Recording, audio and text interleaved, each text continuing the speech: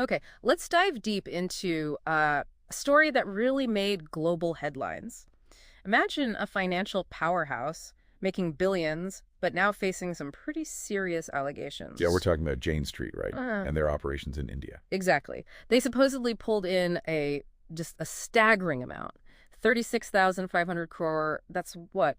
About $4.4 billion in only 2 years. Huge numbers. Huge. But here's the twist. India's market regulator, SEBI, they're saying a big chunk of that, around 4,840 crore, maybe $550 million or so, wasn't from, skilled trading. They allege it was market manipulation. Essentially turning the market into their personal ATM, as SEBI put it. That's the phrase they used. Quite evocative. It really is. And, Jane Street isn't some small shop. They started back in 2000, global proprietary trading firm, active in 45 countries. They only entered the Indian market relatively recently, December 2020. Okay, so fairly new to India then. Relatively, yes. And SEBI's investigation, well, it suggests Jane Street didn't just operate as one entity. They apparently set up multiple arms, JSI Investments, Private Ltd, Jane Street, Singapore P Ltd, others too. Right. But SEBI found these were essentially functioning as a single group under common control. They were making synchronized trades. Ah, so acting in concert even if they looked separate on paper. Precisely. And this structure, SEBI alleges, was key. It apparently let them get around certain rules. Specifically, rules stopping foreign portfolio investors, FPIs, the overseas funds, from doing intraday cash market trades. Buying and selling the same stock on the same day. Exactly. FPIs generally weren't supposed to do that in the cash segment. This multi-entity setup allegedly gave them away. And that, SEBI claims, set the stage for this so-called Bazaar strategy. The Bazaar strategy. That name certainly catches the attention. I think for you listening, it comes from a famous Indian film, right? About schemes and deception. It does, yeah. It implies something quite cunning. So what does SEBI actually allege this strategy was? How did it supposedly work? Okay, so at its heart, SEBI's saying Jane Street deliberately pushed around stock and index prices. The goal wasn't just profit, but disproportionately higher profits, mainly in the derivatives market. How?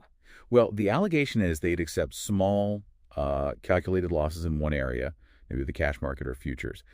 They treated these losses almost like a cost of doing business. Okay, like an investment. Sort of. An investment to trigger much, much bigger gains elsewhere, typically in options linked to those stocks or indices. So it wasn't just predicting the market.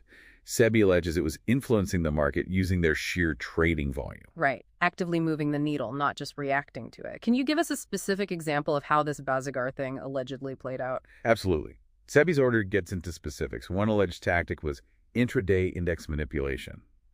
Here, the idea is they'd supposedly buy up lots of stocks within an index, say the Nifty Bank Index. India's banking index. Correct.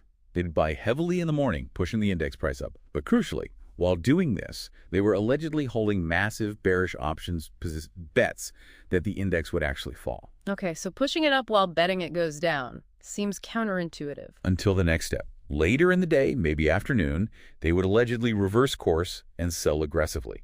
This selling pressure would then drive the index down, potentially making those bearish options positions incredibly profitable. Ah, I see. Create the rise, then engineer the fall to cash in on the options bet. That's the allegation. SEBI pointed to one specific day, January 17th, 2024. They allege Jane Street bought shares worth 4,370 crore, contributing to a situation where they later made a profit of nearly 735 crore just from Bank Nifty options that single day. Wow. 735 crore in a day from one index's options. The scale is something else. It's quite astounding. And SEBI found other tactics too, right? It wasn't just about these intraday swings. That's right. Another key alleged tactic was called marking the close. This involves allegedly manipulating prices right near the end of the trading session, specifically around options expiry times, Why then? to influence the final settlement prices of those options, making their existing positions more profitable. SEBI looked at, I think, 18 major instances where they suspected Bank Nifty manipulation, and they found evidence pointing to both these strategies, the intraday moves and the marking the close. So a pattern of alleged behavior. That's what SEBI contends. They really stress the intensity and sheer scale of their intervention.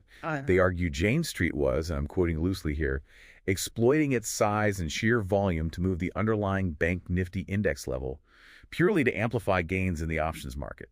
A sophisticated alleged exploitation, really. Okay, so those are the core allegations. What's been the regulatory fallout from this? What has SEBI actually done? Well, SEBI's response has been pretty decisive. They've hit the Jane Street Group and its 4 affiliates with a comprehensive market ban, basically barred from accessing or dealing in Indian securities for now. A complete ban. That's significant. Very. And perhaps even more impactful, SEBI has moved to freeze and impound the alleged unlawful gains. That's the 4,840 crore, give or take the figure very slightly, between 4,840 air and 4,844 crore in the reports. So trying to claw back the money they believe was improperly made? Exactly. And this whole action, the ban, the impounding of such a large sum, it's really one of the biggest regulatory moves against a major international trading firm in India's market history. It sends a very strong signal, about SEBI's commitment to market integrity, trying to boost investor confidence. They're showing they'll act forcefully. Now, we absolutely have to mention Jane Street disputes all of this. Yes, they've publicly stated they disagree with SEBI's findings, and they intend to challenge the order. And didn't they offer some technical explanation earlier that SEBI didn't buy? They did.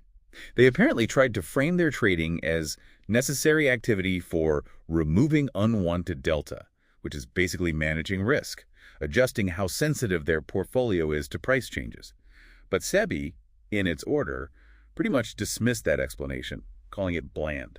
Bland. Ouch. So this legal and regulatory fight looks like it's far from over. Definitely seems that way. Which brings us to a final thought, really, for you listening.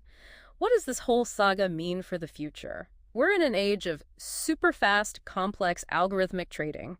How do regulators like SEBI keep up? That's the multi-billion-dollar question, isn't it? How do they enhance surveillance, adapt their tools to ensure markets stay fair, not just in India, but globally when strategies are getting this sophisticated? Something